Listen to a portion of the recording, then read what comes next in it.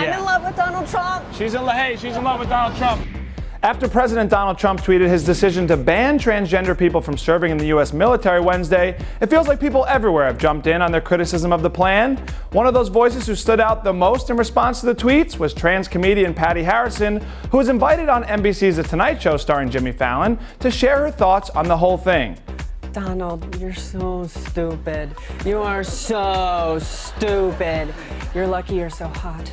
We got to follow up with the comedian after all the madness this week on the streets of New York. Check it out. I'm going to start with some headlines. Okay. Trans comic Patti Harrison had some sick burns for Trump on The Tonight Show.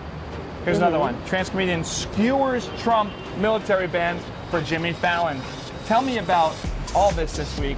Are you a skewerer? You feel that way? I'm not a huge fan of Donald Trump. I don't agree with a lot of the things that he says, but I think everyone agrees that he is the most physically attractive president that we've had. We all can agree. That's the one unifying part of our humanity is that we all agree that he is hot. Right.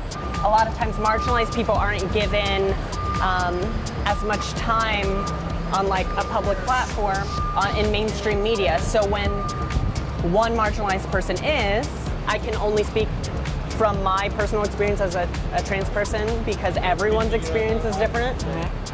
You have to kind of be the ambassador of your community, whether you agree to it or not. Now, a few days later, is there anything you would say to the president here? Because I'm going to send this to the president, hopefully. What would you say to him a couple days later if you had to? I would say that I actually don't think you're stupid. Those were joke writers who wrote that for me.